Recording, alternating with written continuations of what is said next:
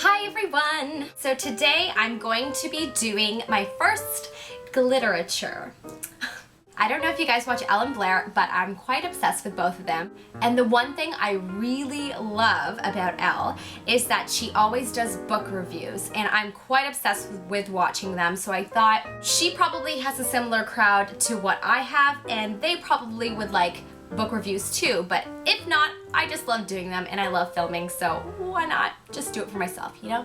So my first Gliterature is going to be, I read a lot of books, so I'm fitting in 7 books. So if you're like me and you really like listening to Glitteratures, then I would suggest go getting a cup of tea and snuggle up in some warm socks and clothing and a blanket. If you have a Snuggie, I love my Snuggie. I love watching YouTube videos and snuggling in my Snuggie and just having a chilled, relaxed moment to myself.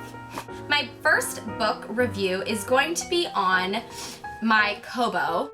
If you're Canadian, then you probably know what the Kobo is. If you're not, it's equivalent to any kind of e-reader in the States.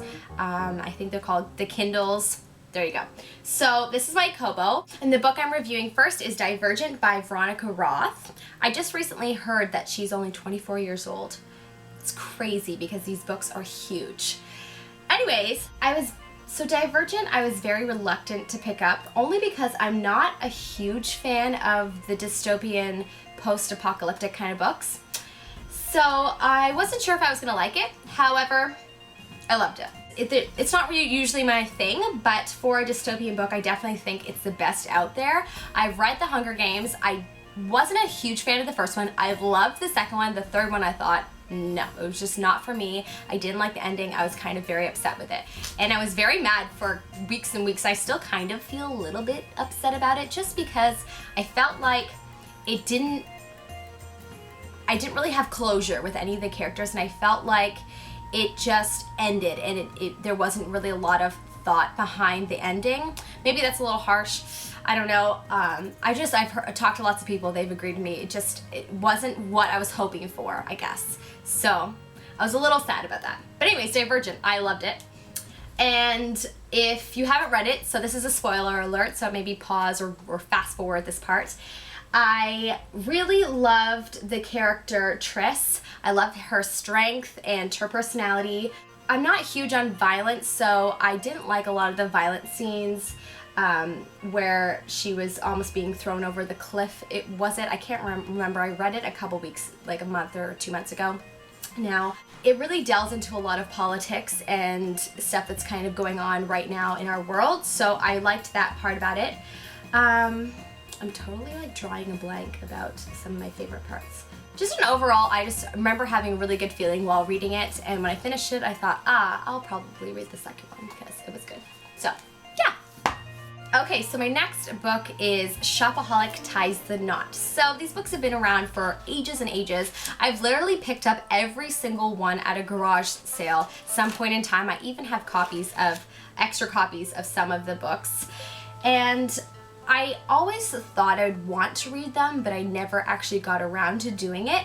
And recently I picked up, well, not recently, last summer I picked up the first one when I went to the Bahamas and loved it. Was so blown away. I thought it was so funny, so just quirky, such a good beach read.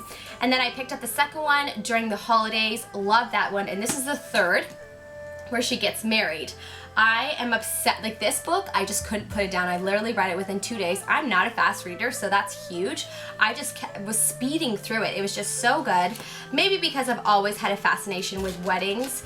Never been sure whether I actually want to get married, but would it be, like, I've always thought it'd be cool to plan one or be a wedding planner. After the movie with Jennifer Lopez, I always kind of thought, possible career. But yeah, I love this book. I love her energy. I'm so obsessed with Becky. She's so quirky and so funny, and I actually think we're a lot alike, and I can relate to her a lot only because my family is British, and a lot of the jokes and like candies and things that she talks about I understand, and I just have to laugh, and her humor is very like my family, so I just thought it was super funny. If you want a nice, cute beach read, something really funny, something all about fashion that'll really pique your creativity and make you, want to go out and shop, of course, and maybe save your money as well because she gets into debt, of course. then try this book. The next book I picked up is Nicholas Sparks' The Lucky One.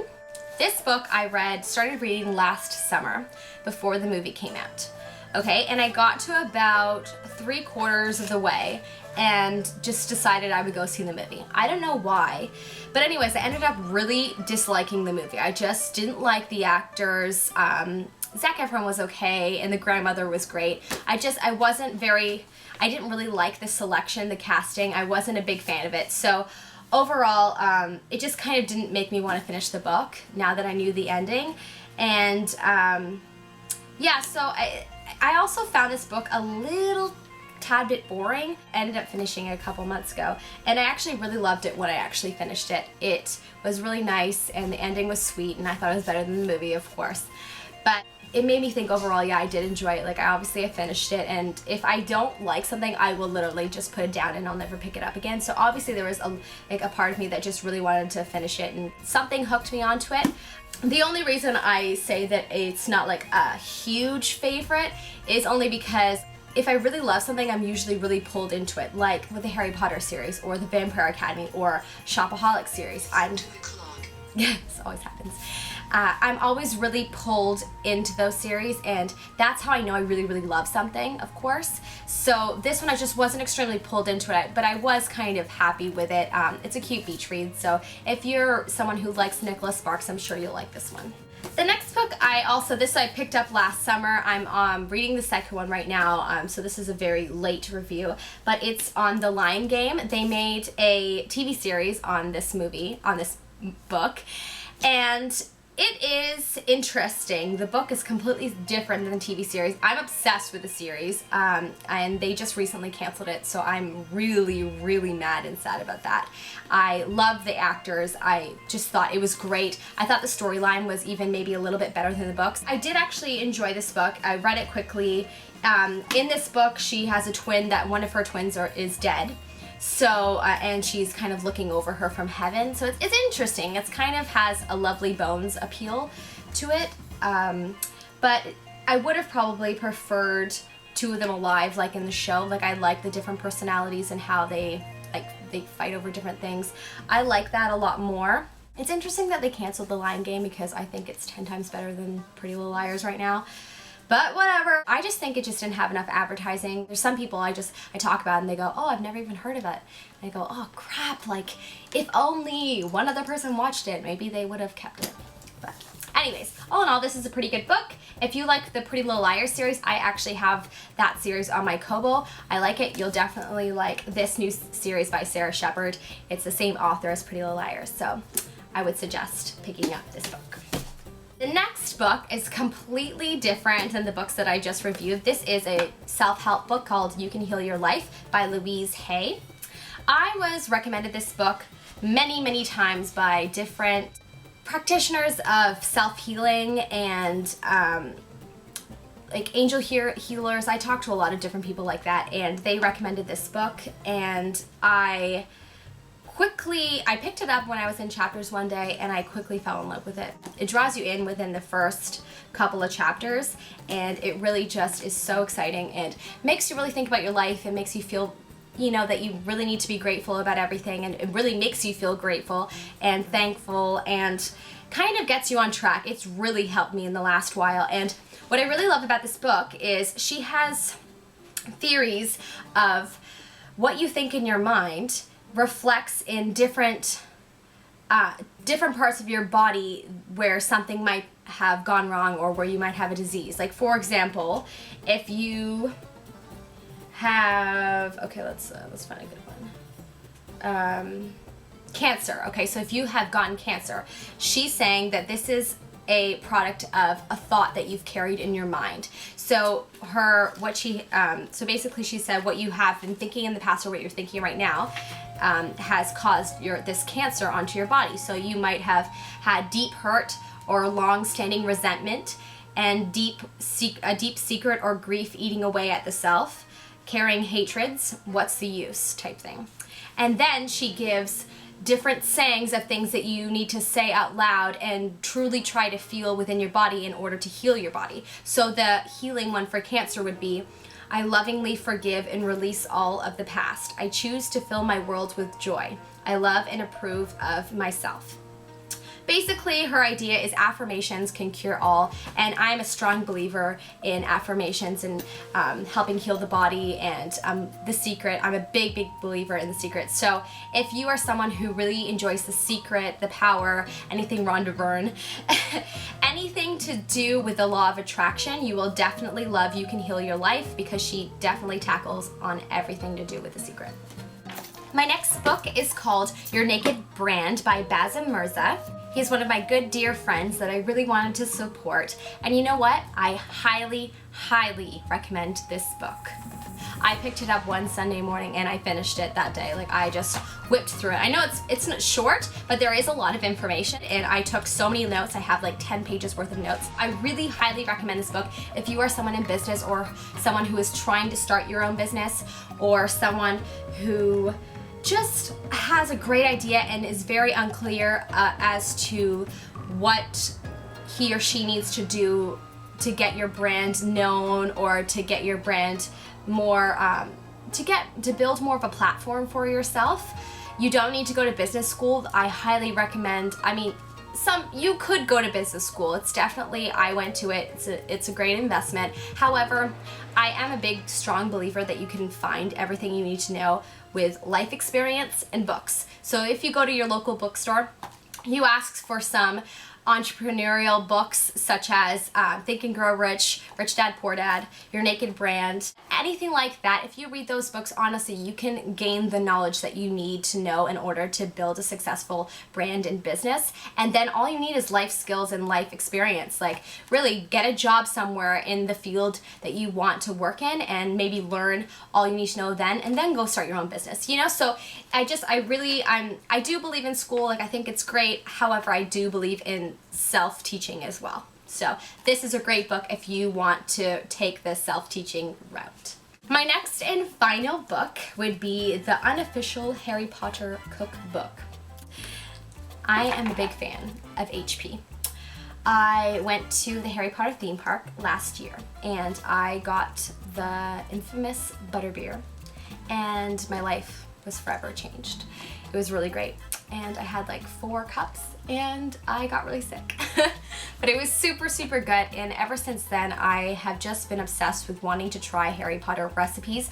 If you go to, I think it's called potterparties.com. I'll find the link and post it below. But anyways, I found this, it's called Potter Parties, and basically there's just thousands and thousands of Harry Potter recipes that people have come up with to do with Harry Potter foods that are talked about in the books, and some of them are really, really good. Like, I found one for butterbeer that I've been doing for years, and it's so good. And so anyways, I came across this book when I was in Chapters, my local bookstore, and I am just obsessed with it. I've made quite a few recipes from it. I made scones recently from it. I made, what else did I make? We made, meat pies. Me and my boyfriend Alex, we made meat pies together. It was really, really great. Oh, this just found out. Yeah, this is a recommendation from my friend. She bought this book as well, of the pages of the recipes that I should make. Yeah, so I'm really, really obsessed with this book and this cookbook. I highly recommend it. The only thing that I want to caution about would be that the ingredients and the instructions are a little complicated. There's a lot of ingredients. So if you're someone who wants like a fast, quick, easy meal, definitely not the book for you. I would go to like Michael Smith's 30-minute cooking recipes. I think my mom has that book. I think it's called that. I don't even know. But anyways, just, you need a book with fast and easy recipes. This is definitely not that book. It has tons and tons of ingredients. So, and it is a bit complicated. It does take a while for a lot of these recipes. So if you're that type of person, I would definitely recommend to not get this book. But if you're someone who wants to enjoy the Harry Potter experience, go and put on your Harry Potter soundtrack and make something from this delicious book. Highly recommend it. Put on the movie. It'd be a great, fun HP marathon night. So that concludes my first ever Gliterature. I'm so excited. I am definitely going to have so much fun making these videos. I'm a huge book nerd, so if you're someone that likes watching Glitteratures, and I would love to hear some recommendations of books that I could read or I could review. That would be great. And I love the idea of starting my own book club. I've always wanted to be a part of a book club, and I've never come across anyone that wants to be in one so far. So I've decided to make my own YouTube book club, whether it's with myself or anyone that decides to watch this. Who knows? I don't care, but this is fun. Anyways, bye everyone!